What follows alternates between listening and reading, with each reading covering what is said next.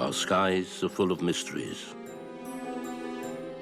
Unidentified flying objects secretly investigated by government agencies all over Europe for decades.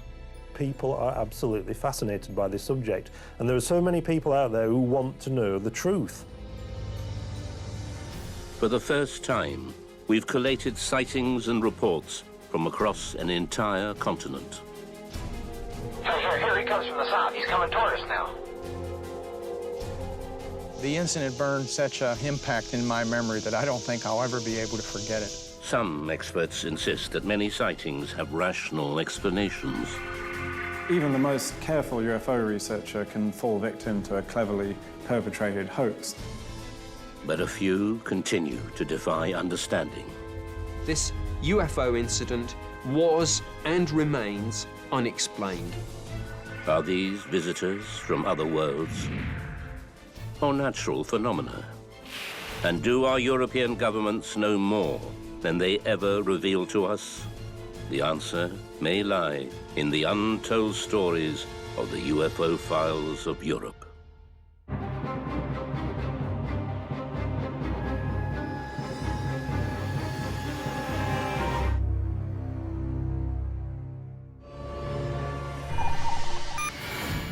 Rendlesham, England, December the 26th, 1980. On a high-security US airbase, bizarre events are unfolding. An unknown object caught on radar, mysterious lights in the forest, and the strange experience of 2 Air Force security guards.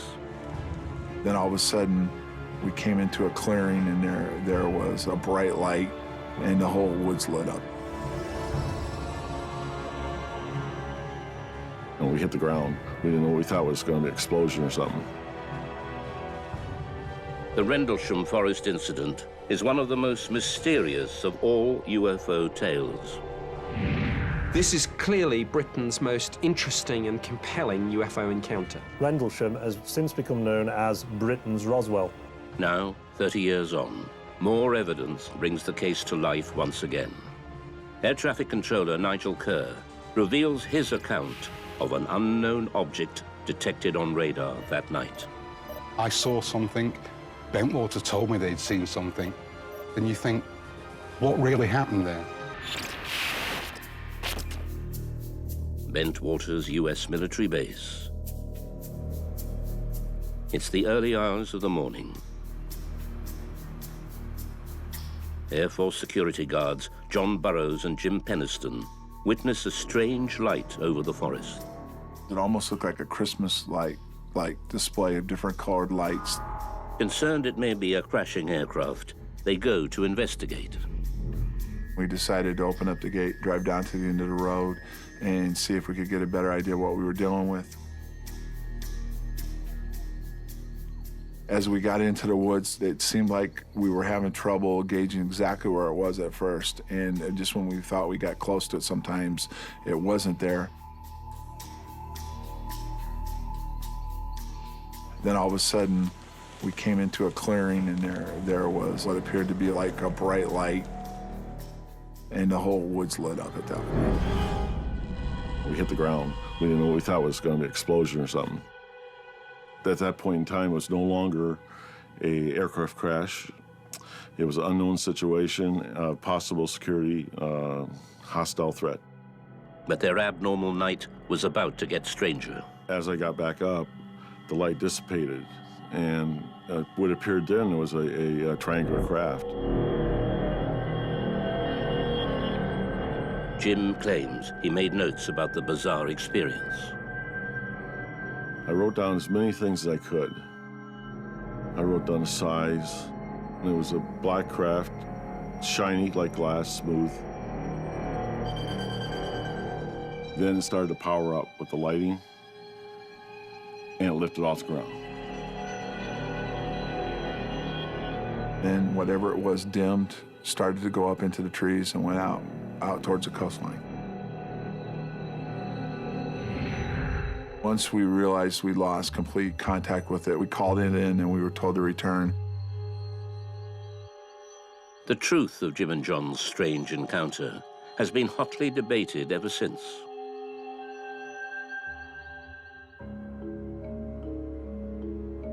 Nick Pope manned the Ministry of Defense UFO desk in the 1990s.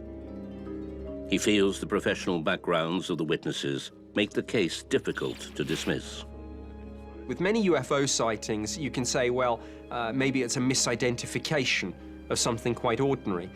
But when highly trained Air Force security police personnel say, we encountered a landed UFO, either they're lying or hallucinating, or what they say happened did happen. But others are less convinced. Inconsistencies exist between the witnesses' accounts. Jim is the only one claiming to have seen a landed craft. Investigative journalist Dave Clark believes there could be a more rational explanation. When you try and reduce it to its basics, this is a group of American airmen late at night, over the Christmas holidays, reported seeing mysterious lights in a forest. Clearly, these airmen saw something that was extraordinary, that they couldn't explain. But a lot of UFO incidents, when they're investigated thoroughly, turn out to be quite ordinary objects seen in extraordinary circumstances. Later that morning, Bentwater Security called in the police.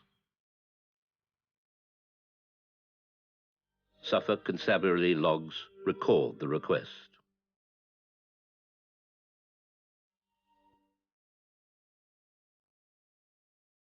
A police constable heads to the site where the UFO purportedly landed. He finds only faint marks on the ground.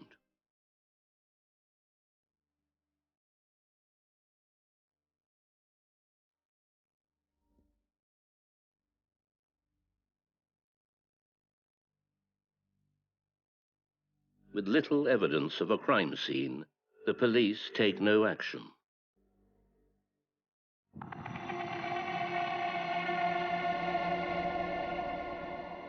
But Jim and John were not the only witnesses to strange lights in the sky that night. At around 10 to 3 on the morning they entered the forest, reports were made across the southeast of England of a dazzling light in the sky. Nigel Henbest believes events in the cosmos could provide the explanation.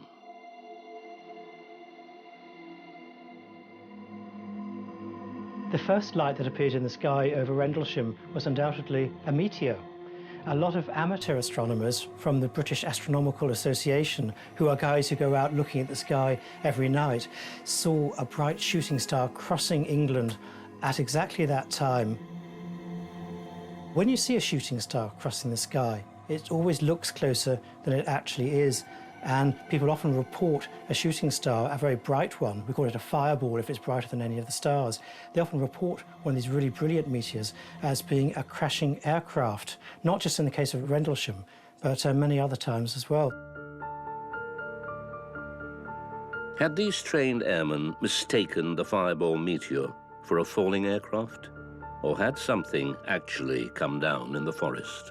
It could, of course, be that something was jettisoned at altitude which came down in the forest.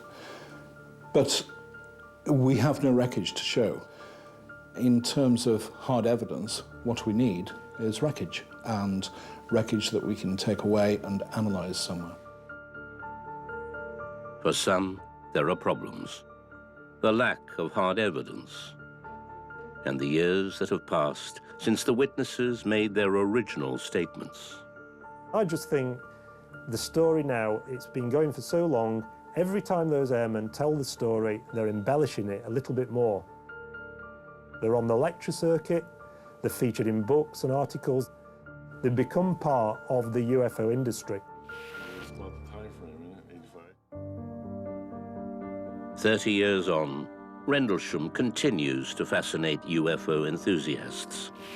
Their curiosity prompted former MOD official Nick Pope to reinvestigate the case. When I was investigating UFOs for the Ministry of Defence in the early 90s, I was still getting questions about Rendlesham Forest. It was the single case on which the media and the public were most likely to contact me. So I decided on that basis that firstly I should pull the files out of archives and see what we knew. And secondly, once I'd done that, do what the police would call a cold case review. What I was going to do was retrospectively investigate the case and see if we'd missed anything. Pope's interest in the case endures to this day. Decades after the original event, his research has persuaded a previously unknown witness to come forward. Nigel Kerr was in front of a radar screen that night. This is the first time he has given a television interview about what he saw. Because it was the Christmas period and the New Year period, it was very, very quiet. And round about midnight, we received a call from the Bentwaters command post. They'd seen bright lights, roughly at an altitude of between 500 and 1,000 feet, they thought. And they wanted to know whether we could see anything on radar which might correlate with that. Kerr was responsible for controlling military aircraft movements across the region. Yet his standard radar was picking up nothing unusual. However, he could also access Britain's most powerful radar equipment, the nation's air defense radar network at RAF Neatishead. We switched to the Neatishead radar. Sure enough, we got a radar contact from the Neatishead radar. We let it go for a couple of sweeps. It was still there. On the third sweep, it disappeared. On the fourth sweep, it returned, and then after that, we didn't see it again. The MOD recorded no abnormal activity over that Christmas period. But this account does suggest an unknown object flew over Suffolk that night. But could the radar be wrong? The radar is not infallible. There are items such as weather balloons. Weather balloons can be seen on radar quite easily. Also, you can have a flock of birds. A flock of birds would appear on radar, perhaps one or two sweeps, but then would disappear again. But in this particular case, we had a good, solid return at the location that Bentwaters had inquired about. It wasn't until about maybe a year later when it was reported nationally in the press. And it suddenly occurred to me at that stage, this is maybe what Bentwaters were actually talking about that night. Kerr's radar report adds weight to Jim and John's extraordinary account. But the Rendlesham incident was far from over. Just 2 nights later, the mysterious lights were back. Here he comes from the south. He's coming toward us now.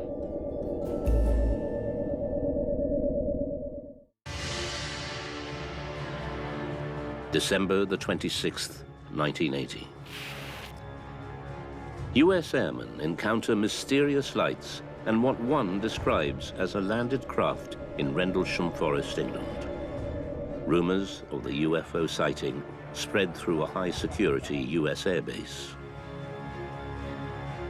The authorities are skeptical, but 2 nights later, the mysterious lights appear once again. Strange lights in the sky. Here he comes from the south. He's coming toward us now.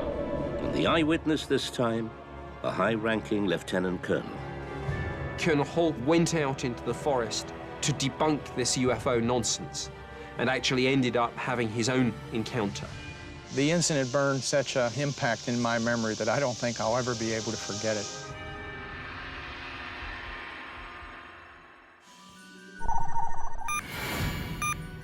There have been differing accounts of what happened next. Some suggest that Holt is confused about his dates, but he is adamant he remembers the event with crystal clarity. We were having the end-of-the-year Christmas party. We just finished the main course when the on-duty police lieutenant came in and insisted on seeing myself and the base commander and talking to us privately. He was white as a sheet. And he said, "It's back." And we both looked at each other and said, "What's back?" He said, "The UFO."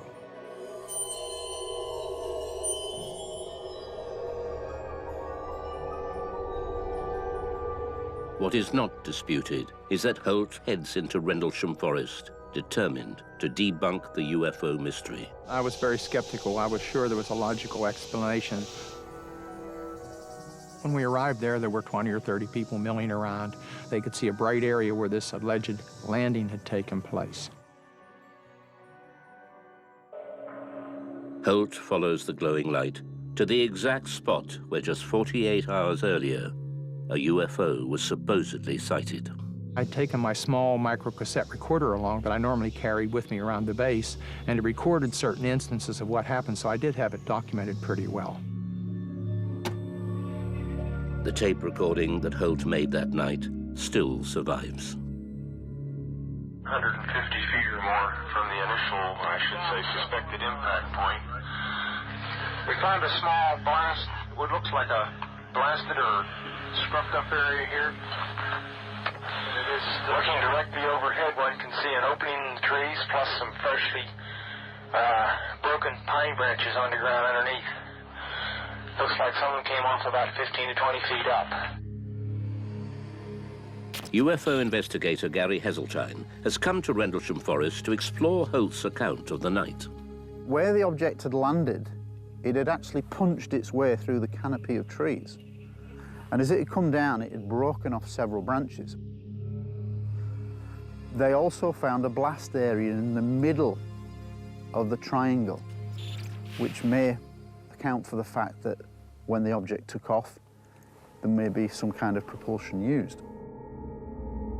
As the team explores the area, a bright light appears, moving through the trees. And they see this red, winking object, and it's moving. We stood there in awe for several minutes and watched it. A bright red light was moving through the trees. It appeared like an eye, like it was blinking. We decided to approach it, and it receded. It moved away from us. Following the strange lights, they emerge into an open field. The unidentified phenomenon is in clear sight. There's some type of strange flashing red light ahead. There's yellow. I saw a yellow tinge in it too, coming this way. It is definitely coming this way. There is no doubt about it. This is weird. Suddenly, two more lights appear in the sky. About 10 degrees horizon directly north, we've got two strange objects dancing about with colored lights on them. We just stood there in awe. Thoughts were running through my mind. Is this some type of hostile activity? Is it an attempt to communicate? Is it a warning? And just as suddenly as it appeared, it disappeared. Just like a light switch, click, it was gone.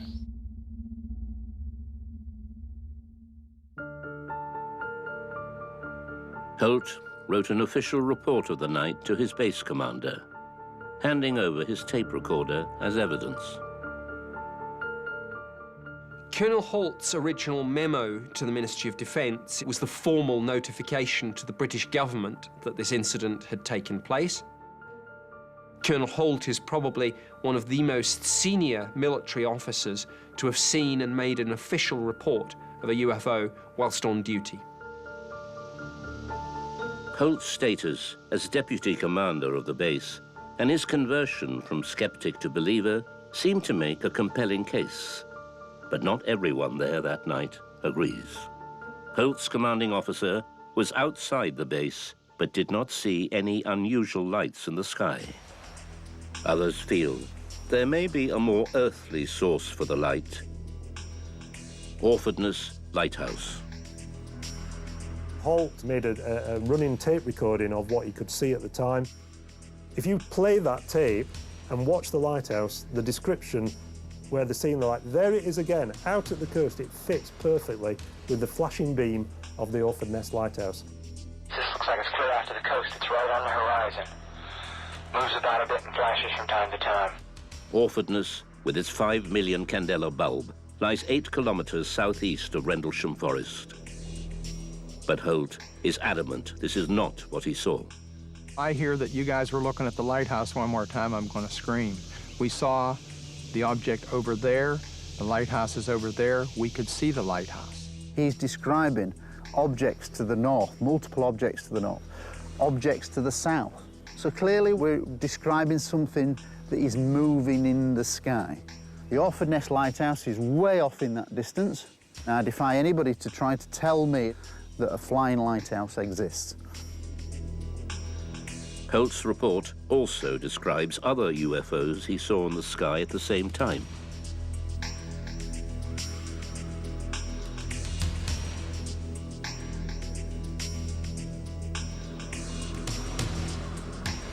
Where did these multiple lights originate?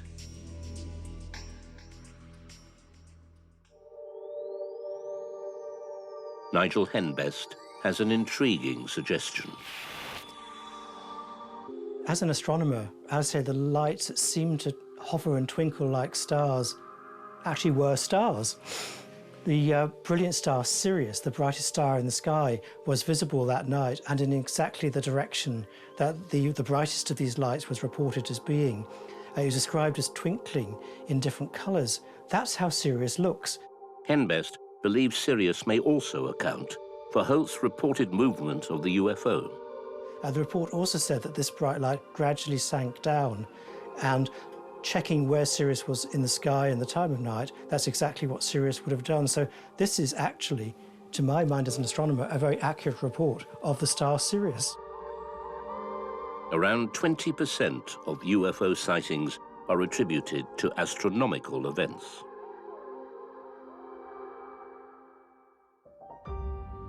To this day, the case remains controversial.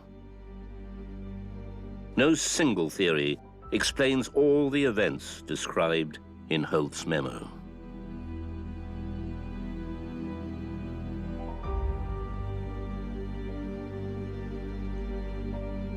Whether it was a lighthouse or a bright star, at the time they saw it, whatever it was an unidentified flying object. Clearly, Holt and his team encountered something unusual that they weren't able to explain. Quite what they encountered, I don't know, and the Ministry of Defence doesn't know either. This UFO incident was and remains unexplained.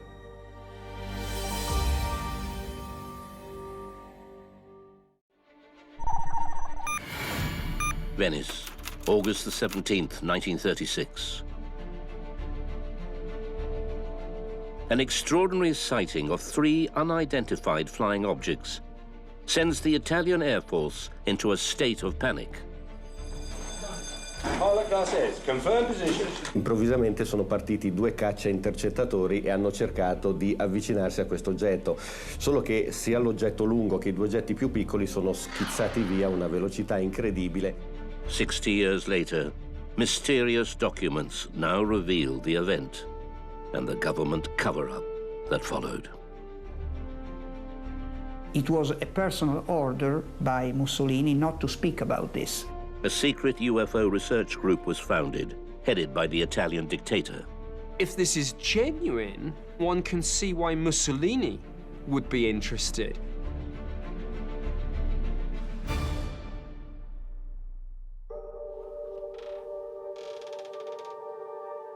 Roberto Pinotti is a top Italian ufologist and director of Italy's largest UFO research center.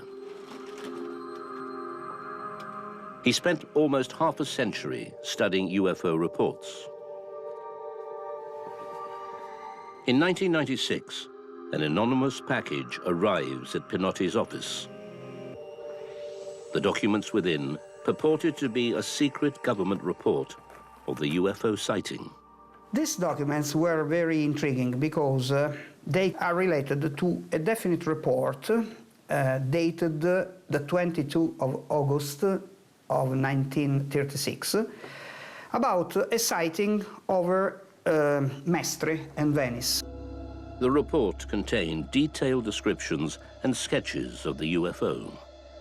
Pinotti and his colleague Alfredo Lissoni believe the report is genuine. Era il pieno giorno, in piena luce, quando improvvisamente nel cielo di Venezia, ma anche della vicina città di Mestre, compare un oggetto strano, un fuso volante, un oggetto a forma di sigaro con tanti finestrini. The huge craft hovers over the Venetian skyline. The files record the witnesses' detailed observations. It had different portholes. In fact, we see at least 4 portholes along his surface. And the object leaves a sort of smoke behind him.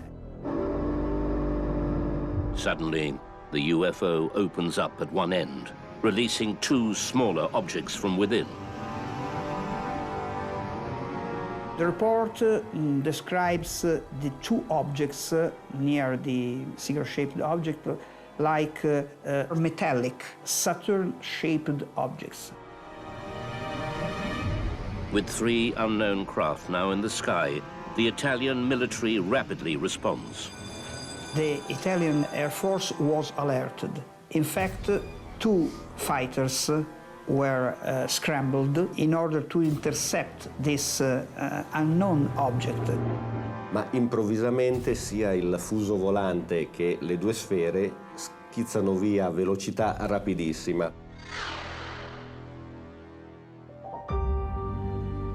What could the objects have been? Skeptics suggest a misidentified airship. In 1936, Zeppelins are the most common form of air transport across the Atlantic. Airships, like the Zeppelin, have a cigar-like shape and fuel engines that would explain the object's trail of smoke. But Lissoni is not convinced. Sicuramente l'oggetto visto su Venezia non era un dirigibile Zeppelin, perché gli italiani conoscevano molto bene questo modello. Inoltre il dirigibile Zeppelin non era in grado di portare al suo interno dei velivoli più piccoli.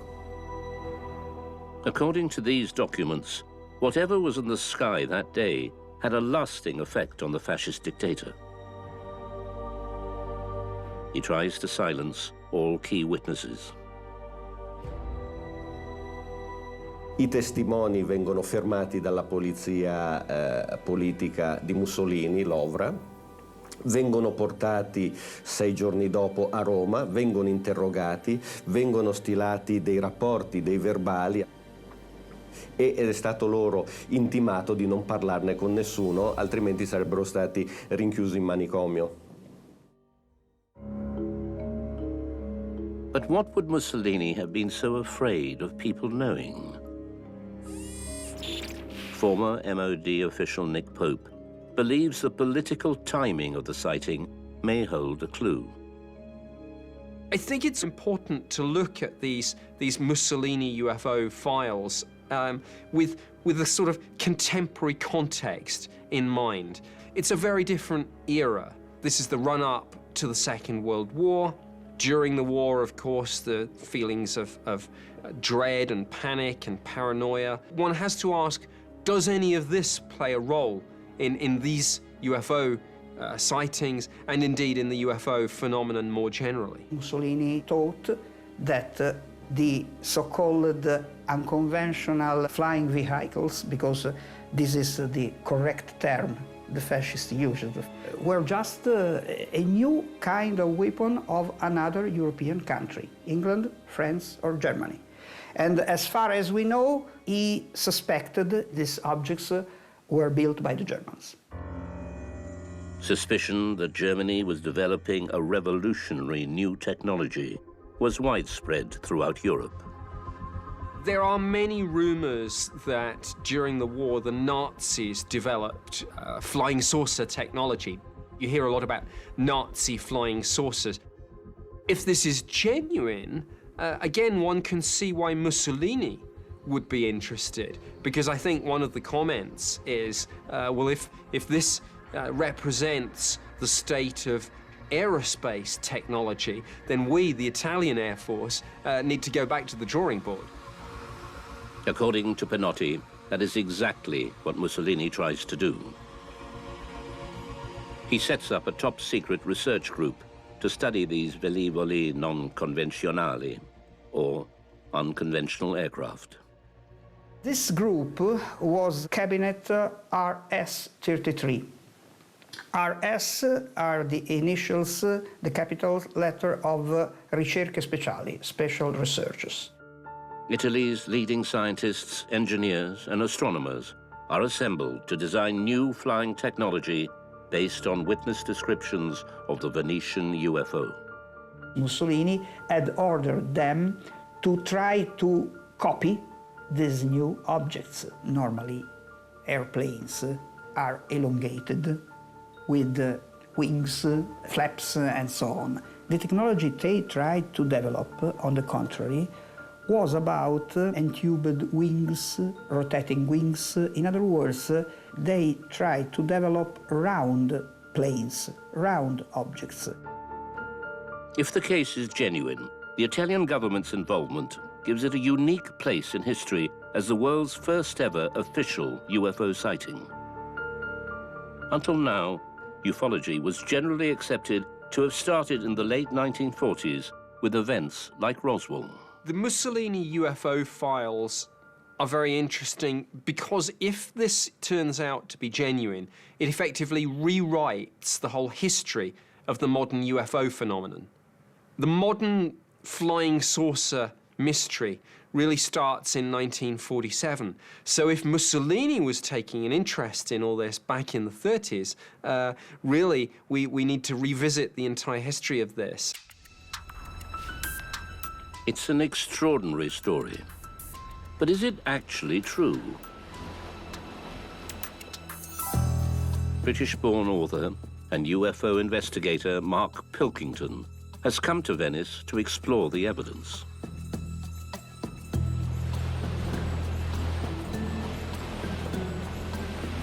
Behind me over here is Mestre to the north, and this is where, according to Pignotti's documents, the UFO sighting took place. And at that time, Mestre was a quiet residential town. Pilkington has been studying the documents that supposedly recorded what happened here in 1936. So I've brought copies of the original Pignotti documents here to Venice to try to get a feel for the case, for the account that's described within them. But the problem for me is I just can't get past the documents themselves. I'm just not convinced that they're authentic. Even the most careful UFO researcher can fall victim to a cleverly perpetrated hoax. But Pignotti and Lassoni have already considered this. Quando nel 1996 abbiamo ricevuto i primi documenti, abbiamo pensato a uno scherzo molto elaborato, ma per curiosità abbiamo voluto verificare lo stesso. And so we had a forensic analysis. This means that we had the paper analyzed, the ink analyzed, and in fact the forensic analysis proved that everything was real. But for Pilkington, there are still unanswered questions. The thing that makes me most suspicious about the documents is the timing and the manner of their arrival.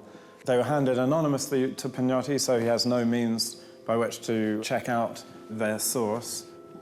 And perhaps most revealingly, the timing of their arrival in 1996 is the point at which globally there was more interest in the UFO subject than there had been for perhaps 20 years. So this is the time of the X-Files, the alleged autopsy of the aliens from the Roswell crash. So somebody could see that people all around the world were fascinated by the UFO subject, and indeed other people were making a great deal of money from it. No reference to the sighting or a secret UFO research group has been found in any Italian or international archive. The entire case rests on the validity of Pignotti's anonymous files. Pignotti himself is absolutely convinced of their authenticity and claims to have shown them to a materials archivist who has verified them as being of the correct time period. However, there are others within the Italian UFO community who are not so convinced. Adding to Pilkington's suspicions, Pinotti is reluctant to allow any further analysis of the documents. Documents which have the potential to rewrite history should be studied by a number of independent analysts, not just by one person. There is huge controversy about this. If this is a hoax, it is clearly a clever and very well constructed hoax. My own view on this, I'm undecided. The whole package, the idea of a clandestine Mussolini-era Italian UFO research group is wonderfully exciting, evocative, and romantic, and would make for a great science fiction film, certainly one that I'd like to see. However, in truth, there's very little here to suggest that these are anything other than well-crafted forgeries.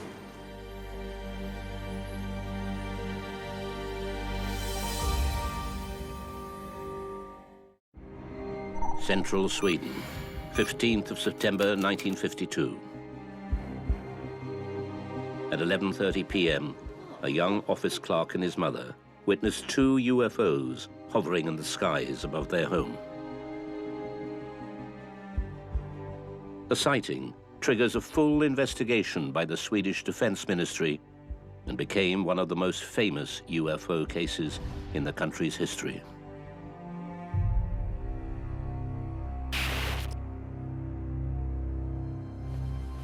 Klaus Svan is a journalist and vice chairman of AFU, one of the world's largest UFO archives. He has spent many years analyzing the government files. This picture, taken by Nils Frost outside Mora in the south central of Sweden, is probably the most scrutinized Swedish UFO picture ever, and a very interesting one, since the military couldn't identify it.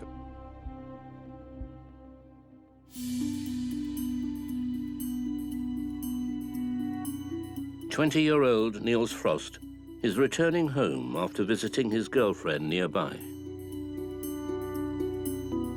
And when he came home, he was just going to go into his house where his mother was sleeping. But then he took a look around and saw that there was some strange light in the northwest horizon somewhere. And he really didn't understand what he saw.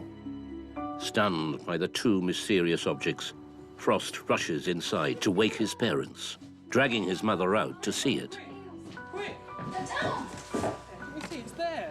So they were standing there together, looking at this very strange light, moving a little slowly in the heavens. And they also saw another light coming up behind this first big light. And he thought it was around 15 centimeters wide. That's a very big angle in the heavens, if it really means 15 centimeters on an arm length distance. It's illuminating the clouds in a way so that you can see it's a very strong source of light. This strange incident might never have been taken seriously by the government, but Nils Frost had his camera with him that night. We took 2 pictures of this very strange light. You can see also another light coming up there underneath. And on the picture, you can see the line of trees here, and the object is just above the trees. These mysterious images have baffled researchers for decades. Dr. Eva Bernhardsdotter is a researcher at the Swedish Defense Agency. She knows how seriously the case was taken by the military. The Swedish Armed Forces contacted a number of people in order to investigate the source of this phenomenon. A very prominent scientist had looked at these pictures, and they said it's impossible to identify the light source. The larger object that was being observed had to be very intense, much stronger than the light that you would expect from the moon, for example. It gave light so intense that it probably ruined the film. They saw that the negative was so overexposed in the middle of the picture, it nearly burnt the negative. But photography expert Paul Ellis is not convinced that the UFO's light source damaged the negative. I think it's really unlikely that a light source would be so bright that it could actually damage a roll of film. I've been to the Arctic Circle, and you do get to see some very strange lights in the sky. Not just the northern lights, but some other very unusual lights. So what is this powerful glowing light? One theory investigated by the military at the time is the elusive phenomenon ball lightning. Well, ball lightning is a very mysterious phenomena. Many people have reported it over the centuries, many scientists. And it's described as a ball of glowing light, red, yellow, perhaps blue or white in colour, an electrical glowing ball of light. It's anywhere from just a few centimetres in diameter to perhaps a metre. Is this what Niels Frost saw? The Swedish Defence Ministry approaches physicist Hannes Alfvén, who later won a Nobel Prize, for an expert opinion. Professor Alfvén told the military that it was no kind of ball lightning, which was his expertise. So they ruled out ball lightning, which of course I don't think it was either, because they were too long up in the sky and they didn't really look like ball lightning. Professor Alfvén concludes that the light phenomenon does not resemble anything that we have seen or experienced before. Next, the investigation turns to the witness himself. Could this have been an elaborate hoax? Klaus Svann interviewed Niels Frost in the 1980s before he died. When I did my interview with Niels Frost in 1987, he came across as a very nice and very a little shy man that didn't want to have his name in the papers. I never thought that Niels Frost was trying to hoax anyone, because bringing out his mother made hoaxing very difficult, of course. So what did Frost photograph on that cold September night? One final theory suggests objects that are not from this world. The average person really isn't used to seeing planets in the sky. Now, if you're not an astronomer yourself, and maybe you're in a lonely place on a mountain or out in the woods or forest or on a lake, way away from anywhere, and you see a brilliant light in the sky that you're not expecting because we're not used to seeing planets, then I think you could be awed by it. I think you could also be rather frightened. Following the sighting, people investigated whether Frost had observed an alignment of the moon and the planet Jupiter. There's a good reason why people in northern countries like Sweden or Norway might mistake planets for UFOs more often than in southern countries. The planets appear to go around a band in the sky. The further north you are, the lower down in the sky that band is, so the planets will seem to hug the horizon. And that's when people notice them. Very few people look overhead and see what's directly above them. You do notice what's around the horizon. And it's things around the horizon, bright lights near the horizon, that you could mistake for a UFO. But in 1952, the experts are not convinced. The Stockholm Observatory has concluded that this cannot be the case of any astronomical phenomenon. But is the observatory mistaken? Klaus Svann digs a little deeper. And I tried to look a little broader. I also looked before and after the date that it was said to have been taken. And it turned out that just a week before, you can see that the moon and the planet Jupiter were at exactly this spot in the heavens. The new star map shows that 8 days before the sighting, the moon and Jupiter would have been low and large in the night sky. If you compare the pictures that Niels Frost took with the star map from September the 7th, 1952, you could see that it is probably the moon and the Jupiter, the planet Jupiter that we're talking about. Sometimes the witnesses give the wrong date, sometimes even the wrong time. So my suspicion here was that the photographs were actually taken a week earlier. But Niels Frost stuck to his story. The mystery of Sweden's most iconic UFO photograph endures to this day. If it was taken a week before, it is the moon and the planet Jupiter. If it was taken on the September the 15th, I have no idea. then it is something completely different.